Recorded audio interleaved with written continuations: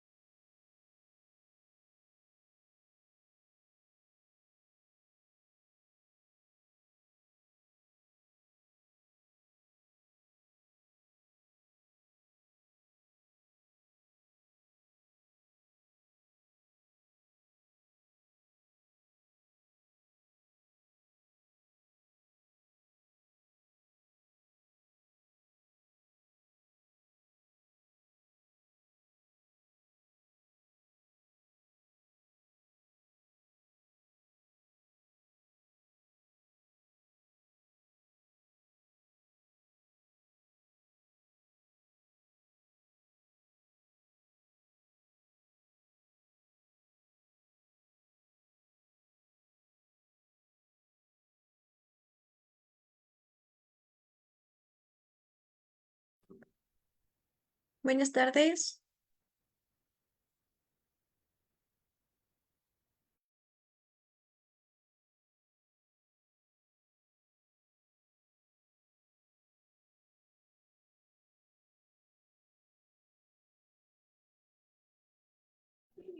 Buenas noches, doctora. ¿Me escucha? ¿Me confirma, por favor?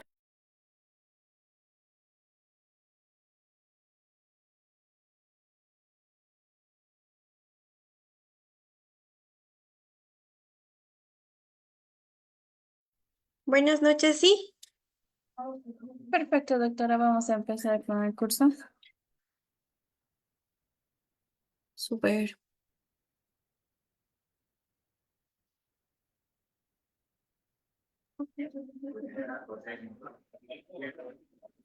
Muy buenas noches, estimados participantes. Les saluda Kelly, asesora académica del Centro de Capacitación Galeno SIP. Bienvenida a Radiología Veterinaria de Pequeños Animales.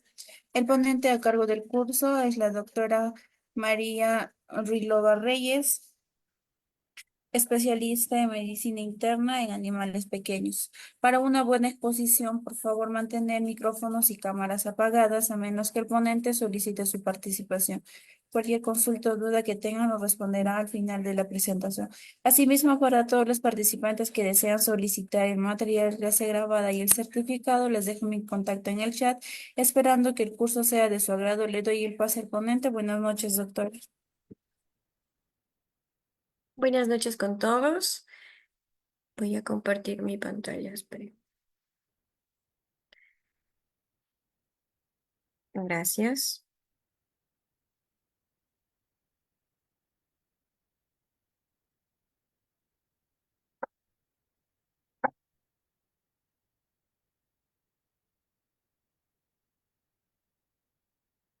Ya. Tal vez está compartiendo mi pantalla.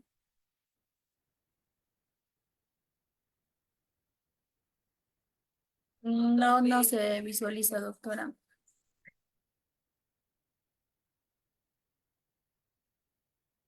Ya, ahí sí. Ahora sí, doctora. Adelante. Súper. Muchas gracias. Buenas tardes con todos. Voy a dar inicio para esta ponencia en radiología veterinaria en un contexto en general. ¿Ya?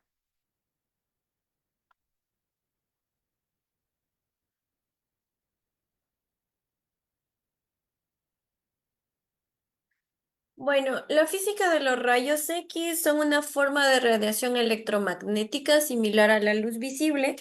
Sin embargo, a diferencia de la luz, los rayos X tienen mayor energía y pueden atravesar la mayoría de los objetos.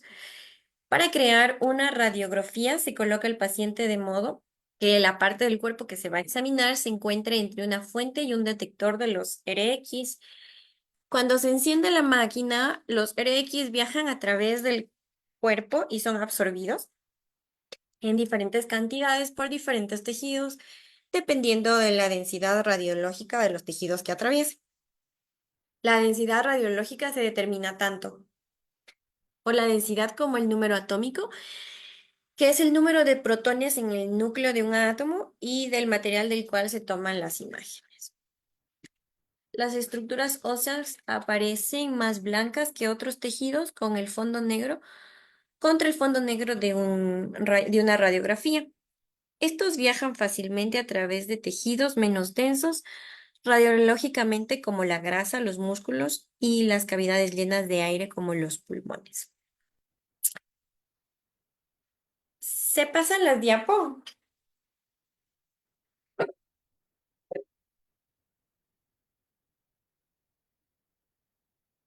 Bueno, continuando. Propiedades de los rayos X. Estos se propagan en línea recta como no tienen carga, no son desviados. Si los comparamos con otro tipo de fotones, estos no se pueden reflejar en espejos y atraviesan cuerpos opacos y densos. No son influenciados por campos eléctricos, causan ionización, no son percibidos por los sentidos y sensibilizan emulsiones fotográficas, de ahí su uso para tomar radiografías o producir imágenes.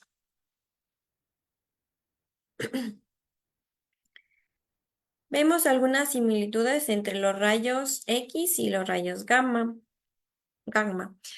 Ambos pueden atravesar materia sólida, ambos interactúan con los mismos efectos, el fotoeléctrico, el Compton y la producción de pares.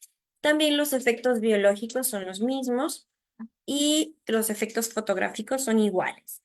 De ahí que se pueden tomar radiografías con rayos gamma, con radios isótopos, que son de la onda electromagnética que emiten los rayos gamma porque son de origen nuclear. Ambas son radiación electromagnética. Ocupan la misma porción en el espacio electromagnético. Entonces, esta es una estructura típica de un circuito, ¿ya? Aquí está el transformador de alto voltaje, el blanco de tungsteno, copa de enfoque, el citodo, el transformador para el filamento, los ánodos, la ventana del tubo, el Hazard Seals, el filamento y la corriente de electrones. Entonces, se compone de un cátodo, que es un alambre, y lo conocemos como el filamento, ¿sí? Del mismo tiempo del filamento de las ampolletas. Este tiene un recipiente que es un focalizador que trata de direccionar la mayor cantidad de rayos al haz de electrones. Es esta parte de acá. Un ánodo o un anticátodo, que es esta parte de aquí. Está al frente del cátodo y tiene características muy especiales. Es muy denso y muy resistente a altas temperaturas.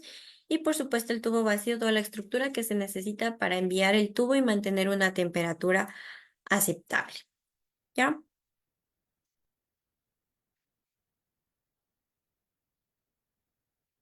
La intensidad del campo de radiación que se encontrará en la sala está relacionada con la radiación dispersa.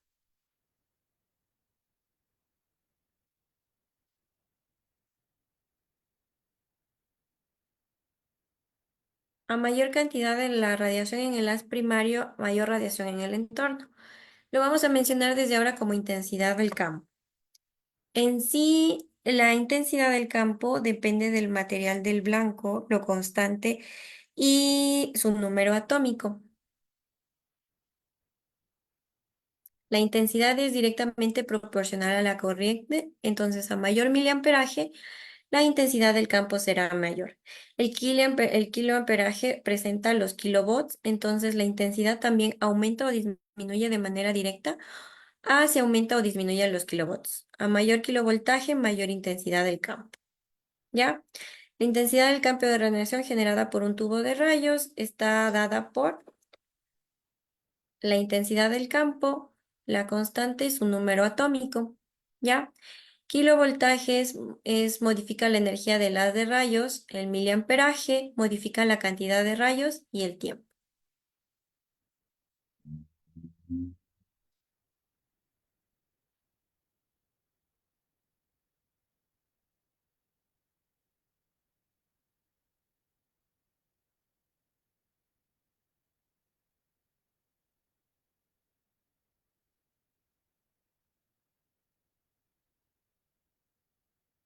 ¿Ya? Los kilovoltajes modifican la energía del haz del rayos. Si aplicamos mayor kilovoltaje, los fotones, la energía será mayor. ¿Qué significa que modifique la energía del haz de rayos? Significa mayor capacidad de penetración para materiales más gruesos, más densos, que también tienen mayor alcance en el Ahí aire empezó. Sí, estoy aquí metido, pero ya va.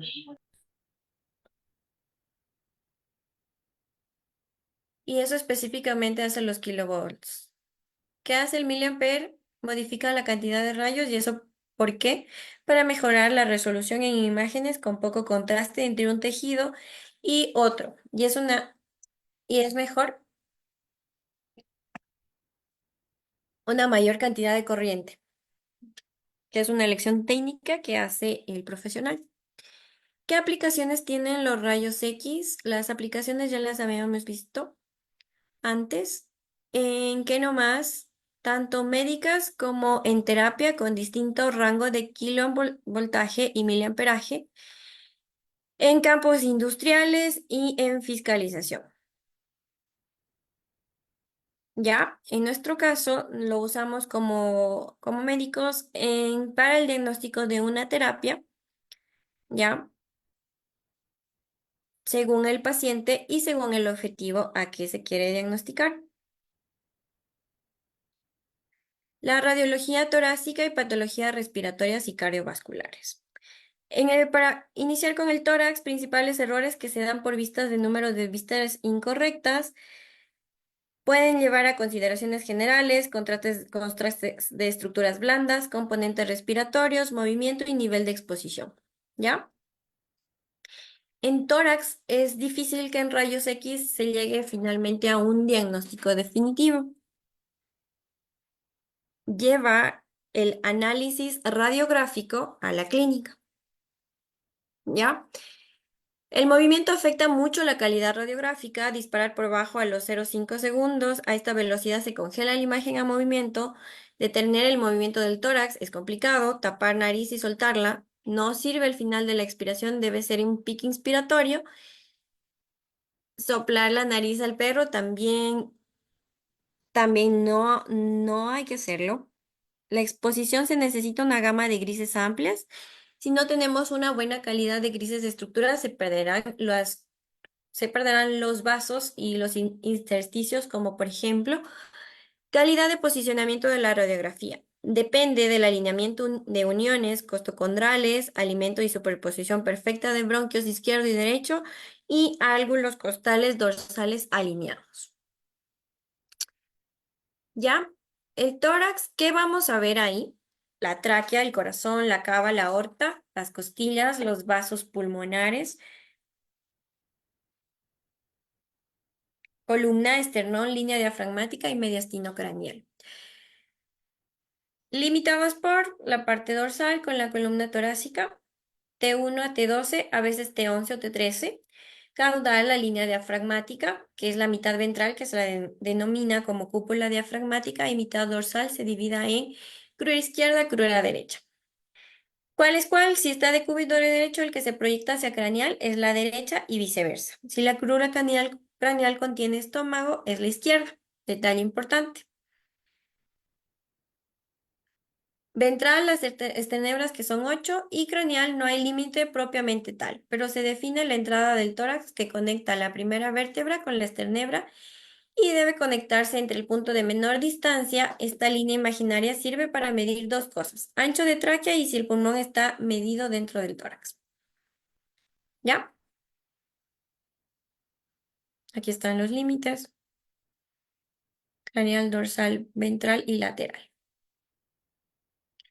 Importante que el pulmón dependiente siempre queda con menos aire por tema de compresión. Por lo tanto, en decúbito derecho hay menos aire, cava pasa por derecha, se ve menos signo de silueta positivo y se une al corazón. Pero si tomamos perdón, un decúbito izquierda, cava se va a ver mejor al haber más aire en el pulmón derecho, haciendo mayor contraste de fondo, con signo de silueta negativo que se separa de corazón. Estructuras visibles de la vista lateral, ya la distancia cardiodiafragmática se relaciona con el tamaño de triángulo y distancia entre corazón y diafragma, ya, que es esta parte. La tráquea entrando por el tercio dorsal y tercio medio tenemos la imagen de la tráquea con densidad del aire y que en la mayoría de los perros va divergente a la columna, termina bifurcándose a nivel del quinto espacio intercostal, que es esta parte de acá, la emergencia del bronco craneal o apical derecho. Terminando la tráquea tenemos un elemento ovoide con mayor radiolucencia, que es esta parte de aquí, que corresponde a la emergencia del bronquio del lóbulo craneal derecho, también llamado carina de la tráquea, que corresponde a la carina del bronquio derecho. Esta parte.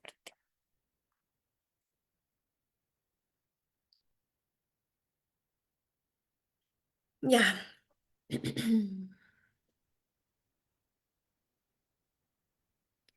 ¿Qué es la carina? Cada tabique que difunde o bifurca el bronquio, perdón, que no se ven en las proyecciones lateral-lateral. Sí, hay bronquios principales, derecho e izquierdo. Desde la imagen de la emergencia del bronquio salen dos bronquios principales, derecho e izquierdo, que normalmente se ven en la radiografía, viéndose la pared dorsal del uno al otro. Por detrás se ve algo también que se ve normalmente, que es por esta parte de acá.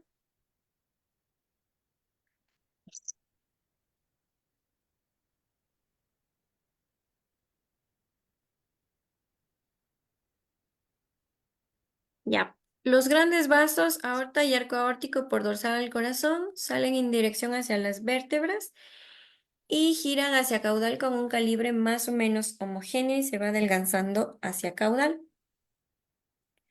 Cava caudal que tiene imagen de cinta de densidad de tejido y que puntea corazón con diafragma. La musculatura pulmonar, detalle importante en una radiografía normal, todo lo que vemos son vasos sanguíneos, no bronquios. En normalidad los bronquios no generan imagen, excepto los principales, izquierdo y derecho. Puede que uno y otro genere imagen al verse de frente como una imagen de dona. Cuando se llenan es patológico.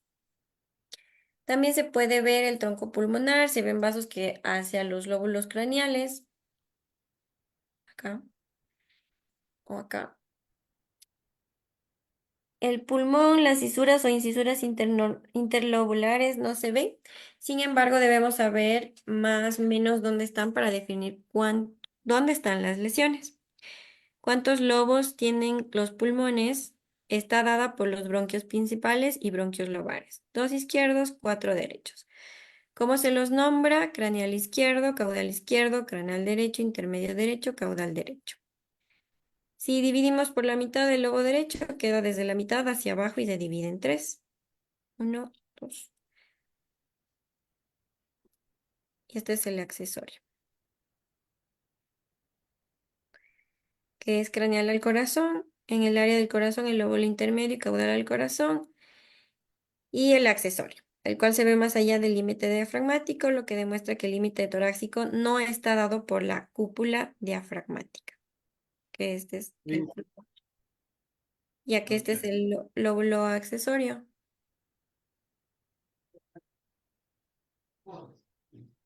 Ah,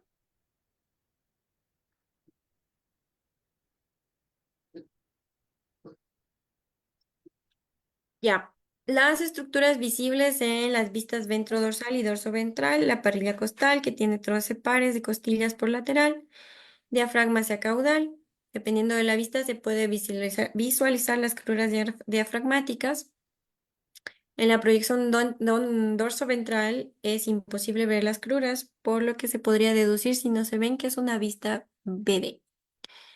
Vasos sanguíneos de los lóbulos caudales que se extienden desde el corazón y que se propagan más allá del límite diafragmático, parte de acá. Importante incorporar hasta la 13ª costilla al colimar para poder observar la cavidad de la totalidad de la cavidad torácica, ¿ya? Es decir, hasta acá. Normalmente la tráquea tiene una inclinación hacia la derecha, menos marcada en perros de tórax profundo y menos marcada en perros de abdomen atonelado. La carina o bronquio apical al terminar la tráquea y la bifurcación de los bronquios pulmonares.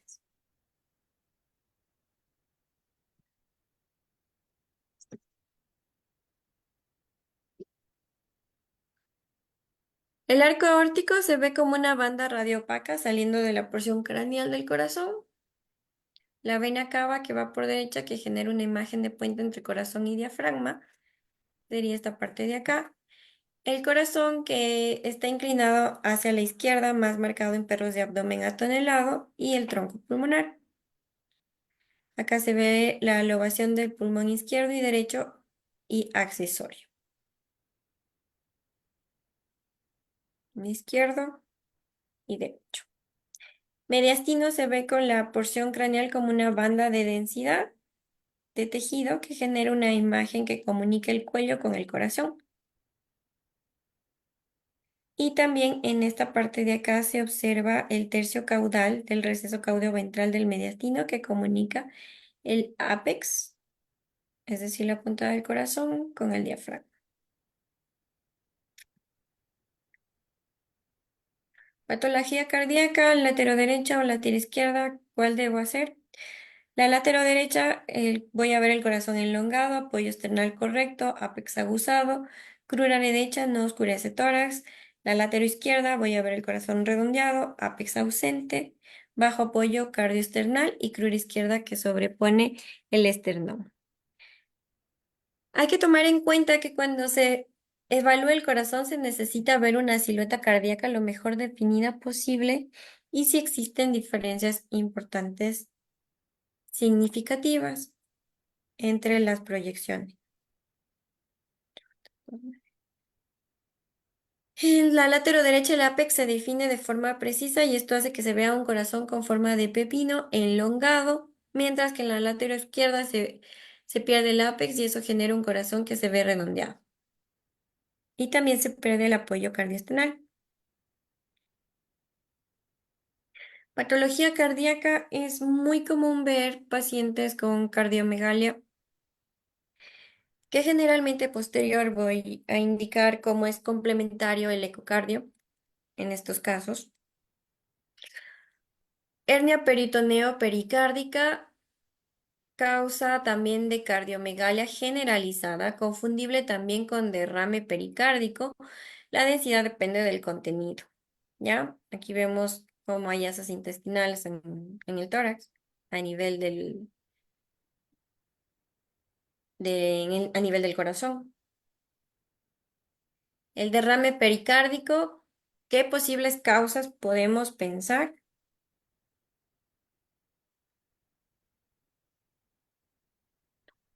Mangiosarcoma en corazón, ruptura de cámara podría llegar a ser, el trauma puede generar derrame, pero por lo general es muy leve, a menos que se rompa una cámara.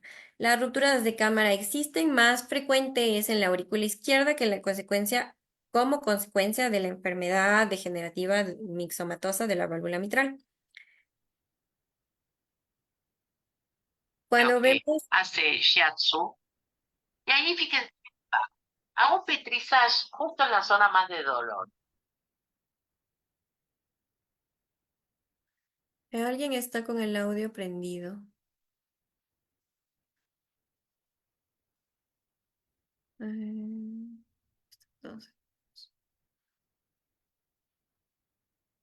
ok, listo. Entonces, puede ser, si yo veo un derrame pericárdico, puede ser idiopático en razas grandes, gigantes entre 4 y 8 años, mesotelioma, congestión derecha, pero sí hay que tener como presente que si yo tengo una insuficiencia congestiva severa, veo un derrame pericárdico en una radiografía, lo más probable es que el pulmón esté hipoperfundido. En una insuficiencia cardíaca congestiva derecha, tiene que haber un derrame pleural. ¿Y van a ver el corazón en un derrame pleural? No. Cuando tomamos cosas aisladas, también asumimos que no pueden ocurrir. De hecho, antes de la efusión pleural no hay derrame pericárdico. Normalmente el orden es peritoneo, pleura, pericardio. En el gato no hay efusión pleural porque las venas pleurales del gato drenan en las venas pulmonares. Por lo tanto, se da en patologías cardíacas izquierdas. En cambio, en el perro drena su pleura por la cava, por lo tanto, la causa es una insuficiencia cardíaca derecha. Por eso, en el gato con derrame pleural debe ser la insuficiencia cardíaca izquierda como prediagnóstico. Aquí está la radiografía pulmonar normal, la distribución lobar, los vasos pulmonares, el diafragma. ¿Cuáles son las patologías comunes? El patrón bronquial, hay varios patrones, el patrón bronquial y el patrón alveolar. En las radiografías no deben verse los bronquios, excepto los principales, como ya lo había mencionado anteriormente. La visualización de bronquios como donas, como estos casos de acá,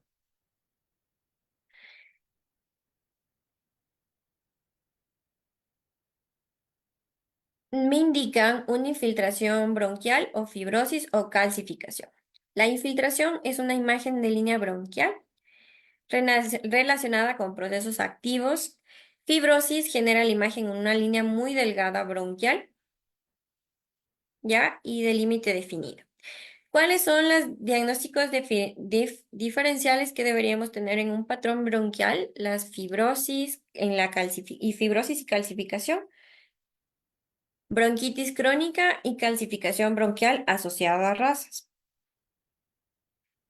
Infiltración bronquial, bronquitis aguda, asma bronquial felino, puede ser edema.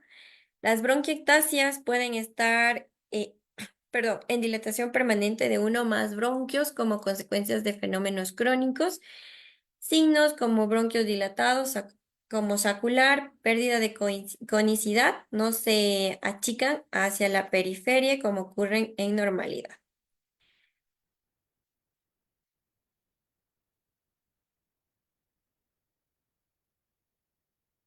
Los bronquios con secreciones mucosas se pueden ver similares a los vasos sanguíneos, pero generalmente son más cortos, irregulares y mantienen su espesor sin adelgazar a la periferia con los vasos.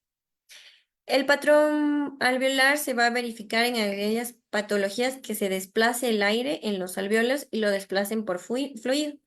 También puede ser tejido. En consecuencia, los alveolos también se llenan de líquido.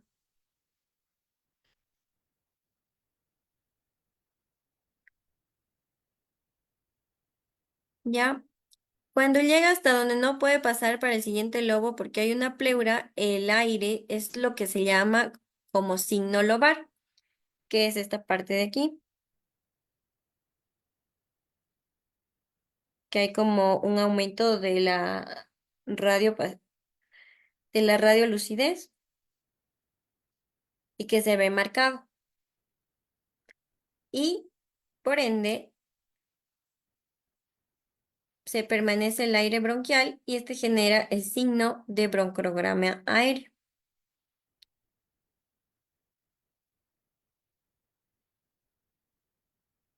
¿Ya? Entonces, el concepto es que hay la relación que un campo pulmonar, yo no veo los bronquios normalmente, a no ser que tenga un patrón bronquial. Entonces, hay que tener presente de no confundir un patrón bronquial, que es aire, bronquio, aire, aire fuera, pared bronquial, aire dentro. Y aquí, por ejemplo, no hay paredes, ¿ya? Porque está contenido en los alvéolos alrededor.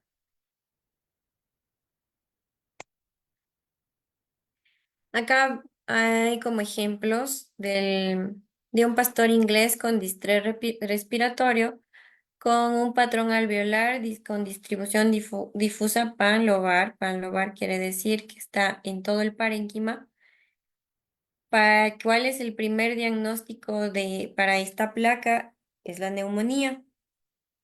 Puede presentarse golpe de calor, síndrome de distrés respiratorio agudo. Un diferencial también es el distemper que causa neumonía, ¿sí? Acá vamos a ver un paciente cardiogénico en donde no se ve la silueta cardíaca posterior, que es esta parte de aquí, que no se la ve delimitada, generalmente está como esta parte de acá, delimitada, ¿sí?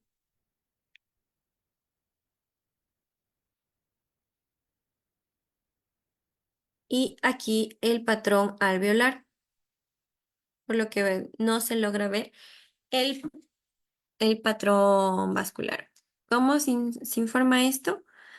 Como patrón alveolar altamente compatible con edema pulmonar cardiogénico. Ya la patología abdominal. Encima te espera, Dani. Bueno, acá he puesto cómo se debe ver la zona hepática, que se percibe más craneal al estómago, pero en realidad abarca un poco más hacia arriba y en la zona ventral se ve la densidad de grasa falciforme. En el abdomen se puede dividir para cuantificar, se pueden hacer de diferentes formas, como hay tantas diferencias entre razas, se compara con referencias del mismo paciente, que son los espacios intercostales o tener una vértebra para ir midiendo. Para este hígado podríamos decir que tiene 4 o 5 espacios intercostales o agarrar el largo de L2, que sería acá. Acá. Y decir que aproximadamente son 3 y un cuarto de L2 de base. Otra manera también es margen ventral, se proyecta justo debajo de T11 y justo por debajo de L1 y L2.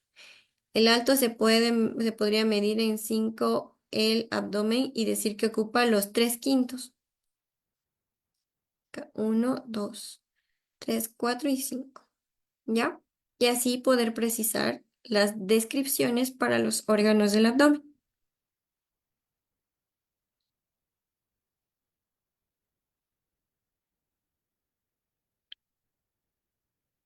¿Ya? Entonces, para hacer los informes hay distintos informes. Por ejemplo, solicitan extensión o que sea corto y preciso y lo más corto posible. Hay otros que solicitan mayores informes como descripción total de cada uno, de cada órgano que se observa, que es lo ideal.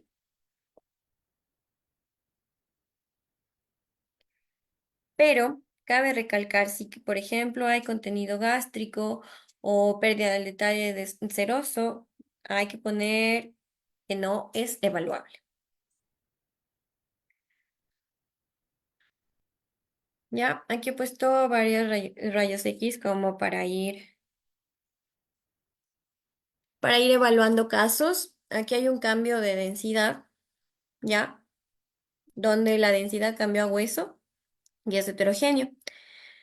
Aquí se puede aplicar el de Pocowa, que son distintas descripciones de patologías que se pueden describir estas áreas que tienen densidad de hueso, como estas partes de acá, estas estructuras de acá, ¿sí? En el caso de los riñones, las hidronefrosis, podemos ver un aumento marcado del tamaño renal, que es en esta parte de acá, donde vemos un aumento de la radiopacidad. Va a haber dilatación pélvica y podemos ver hidrouréter. Esto se ve mejor con un contrastado, ¿ya? ¿Cómo puedo indicar que hay hidronefrosis? Toda dilatación de la pelvis que se puede llamar hidronefrosis. Todas las dilataciones que hayan, que se observen en el X, se pueden llamar hidronefrosis. ¿Ya? En general, las que son severas van a ver un tamaño aumento del tamaño real de los riñones.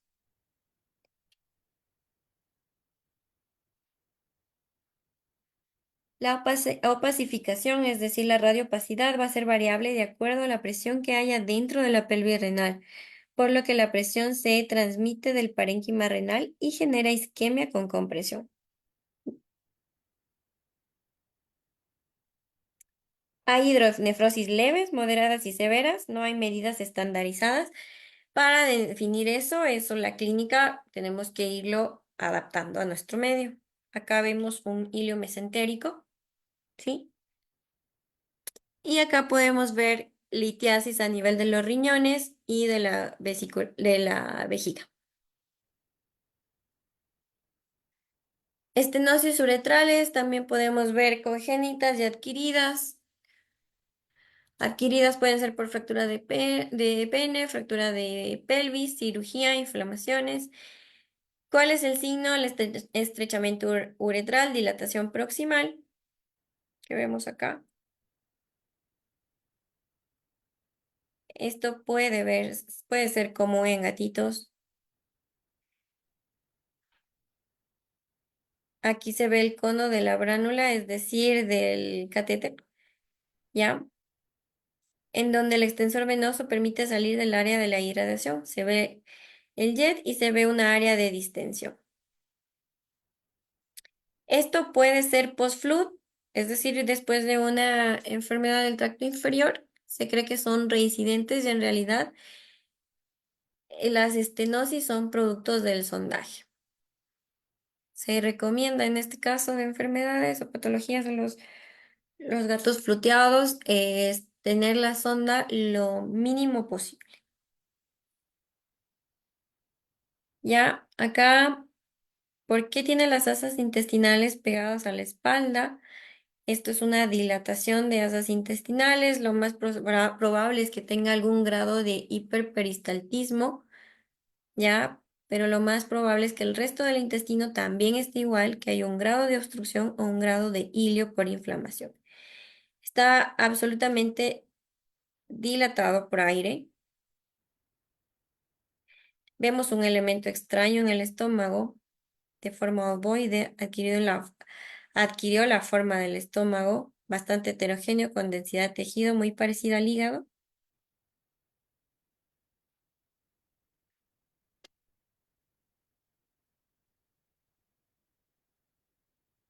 Acá vemos contenido en asas intestinales, estómago.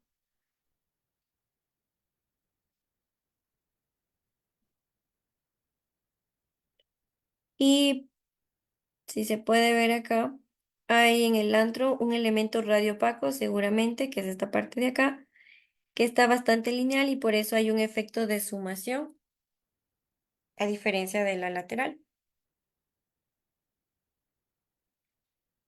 Aquí vemos otro hilio. En el hilio mesentérico se puede ver como el paralelismo de las asas intestinales, que son acá, que nos permite dar como una graduación de la severidad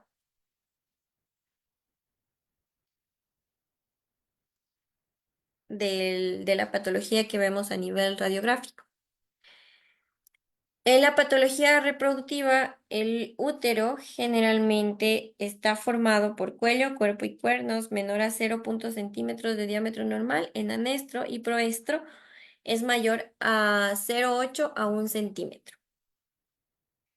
Independientemente si es de 0,5 o 1 centímetro en el área X, simplemente no se va a ver, no es el método de elección, los rayos X. Está relacionado con el colon, la vejiga, el intestino delgado, riñones y ovarios. Se puede hacer proyecciones laterales, ventrodorsales, ¿ya? Que es lo más común, la histeromegalia, que es el aumento del útero. Signos: aumento de tamaño, forma tubular, retorcida o masas. Hay que asociar con la clínica cuando veamos este tipo de acá. Efecto masa y elementos internos. Causas pueden ser gestación, piometra, mucometra, hemometra, es decir, colectas uterinas, neoplasias, hiperplasia endometrial quística. Para hacer esta patología debe ser muy severa para que se vea en un RX simple.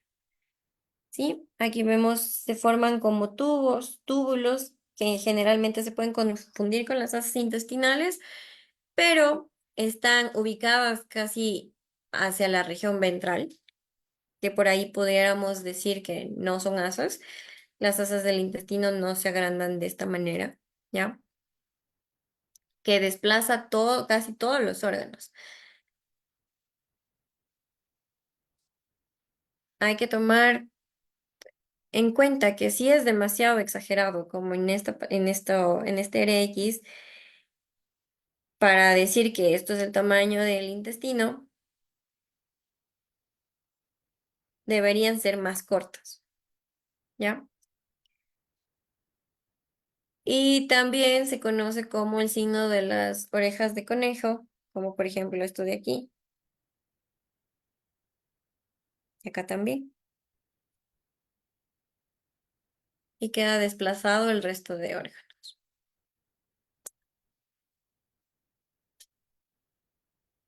En cuanto a la gestación, la verdad hay cierta controversia de hacer como rayos X para pacientes gestantes, pero es bien sensible el estudio complementario, es decir, los rayos X, para determinar el número de fetos. Se cuentan cráneos y columnas y se ven a partir del día 45 en adelante. Entonces, acá como ejemplo, esta imagen de aquí, hay imágenes con fetos que están todos sobrepuestos. No se puede contabilizar, pero hay entre 3 o 4, ¿sí? Porque no se puede contar. Generalmente se cuentan cabezas. Aquí yo veo una, acá veo otra, entonces están todos como sumados. El enfisema fetal, presencia de densidad de gas en feto u útero, puede conocerse como neumometra o fisiometra, la parte de acá. La momificación fetal, que es una desorganización de estructuras óseas y deshidratación de los tejidos dentro del útero, y en general se tienden a ovillar. Nacen unas pelotas duras con forma de nava y en los RX se ve con la cabeza. Se ve un poco la cabeza y el resto de desorden sin forma clara, ¿ya? Aquí está un ejemplo también de un enfisema fetal. Y ecografía como examen complementario.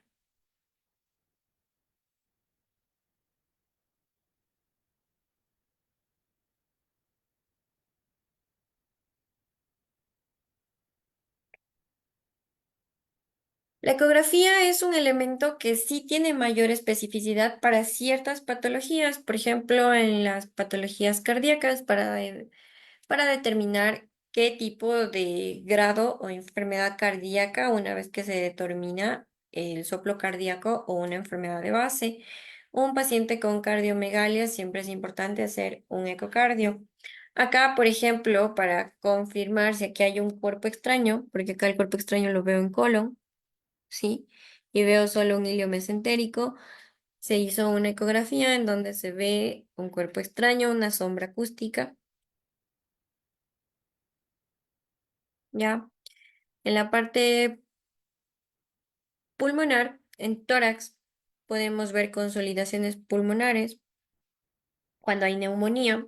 En este caso acá como un ejemplo, se puede ver neumotórax, claro, pero el gato o perro llega descompensado, no le voy a hacer un RX, pero son complementarios.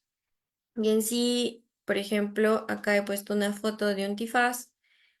No se ve el movimiento, pero generalmente esta parte de aquí tendría que hacer un movimiento de vaivén, indicándome que hay un deslizamiento orociopleural. La ausencia de esto me puede determinar que hay un neumotórax, que lo puedo confirmar con un RX. En este caso, la insuflación o aumento de la radiolucidez, que no haya un apoyo external, cardio-external, también me indica neumotórax.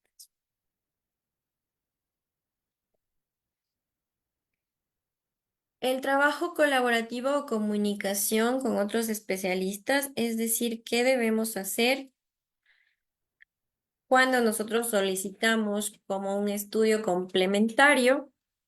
Hay que tener en cuenta la interdisciplinariedad que involucra a diferentes profesionales, es decir, al internista, a los especialistas como los cardiólogos, neumólogos, que puedan derivar a los pacientes para imagenología, tener un uso de tecnología que permita dar unas historias claras, que permitan intercambiar la información, reuniones periódicas entre los pares, como juntas médicas, capacitaciones y comunicación clara y efectiva.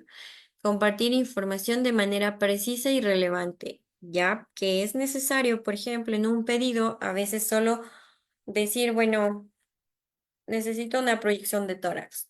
No, siempre se notifica las proyecciones que yo necesito.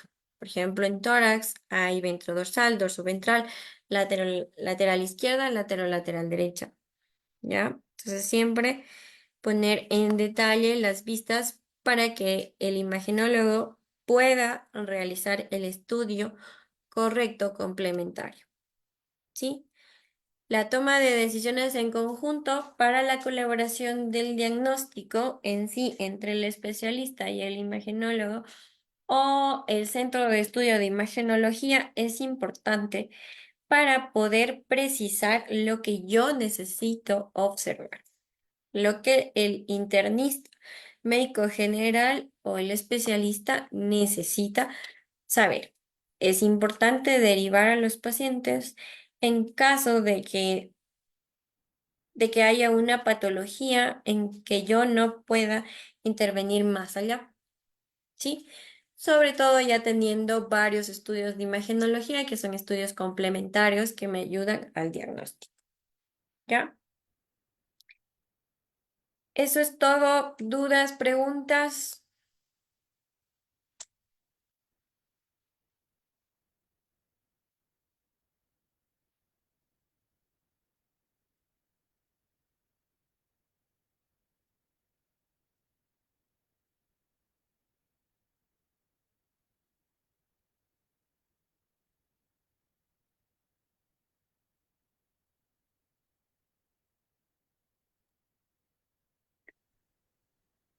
Hola, Hola, doctora.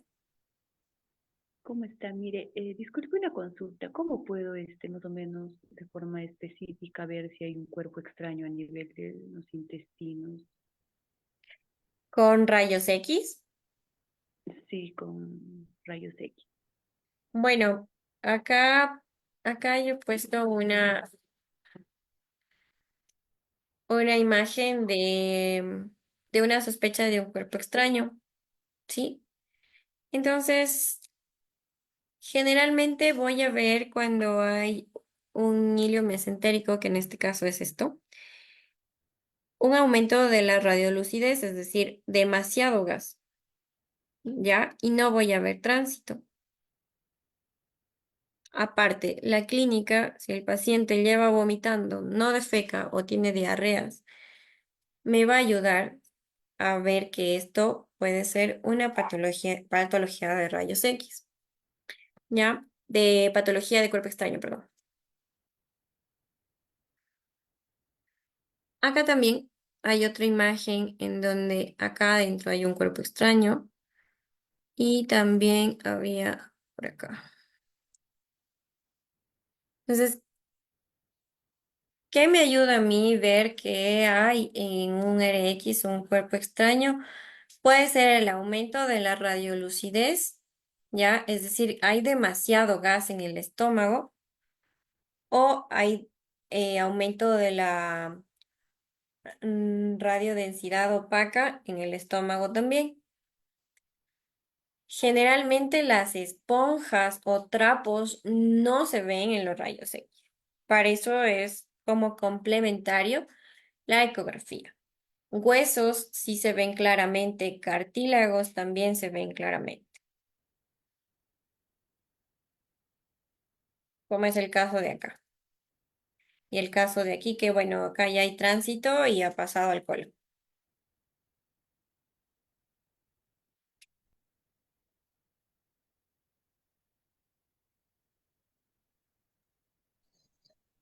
Buenas noches, doctorita.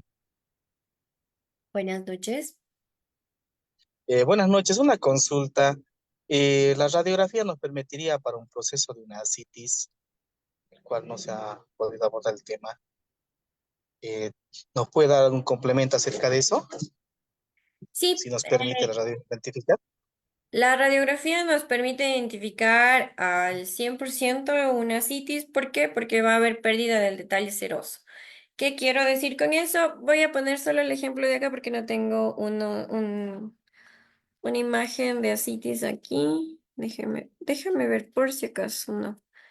Creo que no puse una imagen de ascitis acá. Pero más o menos podría decir la pérdida del detalle seroso la puedo ver como esta parte de acá, como todo esto blanco, ya con un aumento de la radiopacidad en donde no voy a ver los órganos. Y así voy a ver una citis. Igual la citis, o sea, si es muy aumentada, se puede hacer percusión y voy a sentir clínicamente. Solo me apoyaría el rayos X como examen complementario. De ahí, al ver como mínimas cantidades de que haya, por decir 0,2 ml, es complicado de que se vea tan poquito en los RX. Por eso, lo complementario es un eco de abdomen. Nuevamente, doctora, disculpe la molestia. La paracentesis que se realiza para este caso de la citis, con ya identificado mediante la radiografía, ¿cuántas veces se puede realizar la toma de radiografía nuevamente para poder dar una solución a este proceso, ¿no? Este caso patológico que presenta, ¿no? ¿Cómo se podría hacer, doctorita? ¿Cómo puedo hacer como un seguimiento de después de la abdominocéntesis?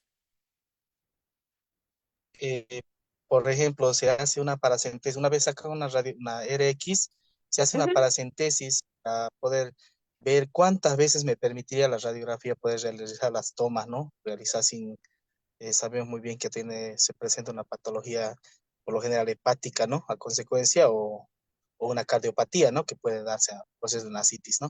Ajá. Entonces, ¿cuántas veces me permitiría realizar esta radiografía para poder identificar a qué grado estamos? Mm, o sea, eso es lo que comentaba. O sea, si es un mínimo líquido, difícil que yo le vaya a hacer un seguimiento con rayos X. Si es un líquido moderado a severo, que suelen ser las ascitis, por decir, congestivas de patologías cardíacas o de pacientes con algún grado de insuficiencia hepática, voy a ver cantidades moderadas, ¿no es cierto? Entonces, si yo hago ya la abdominocéntesis o paracentesis, saco el líquido, me puede ayudar una proyección de control, la puedo realizar en un periodo, no sé, creería de cada 4 horas o cada 6 horas, para ver el llenado, si es que yo no tengo un eco a la mano.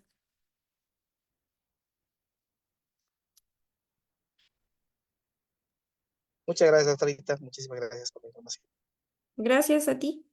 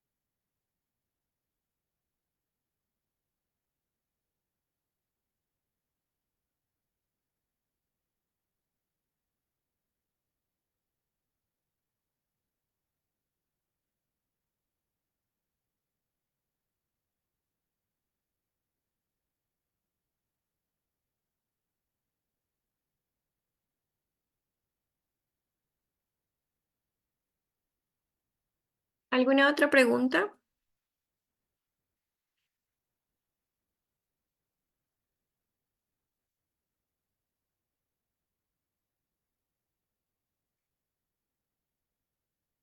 Ujú.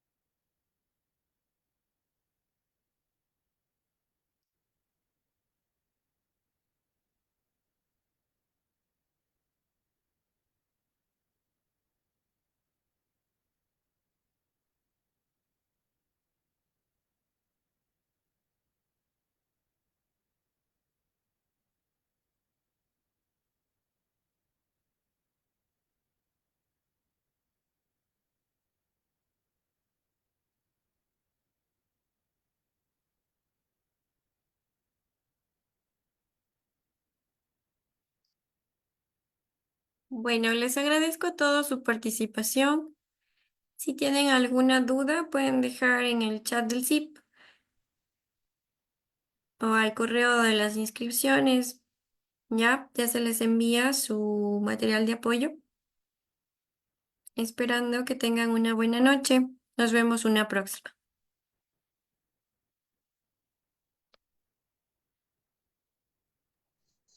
Muchísimas gracias, doctorita. Hasta luego. Gracias a todos por su participación. Hasta luego.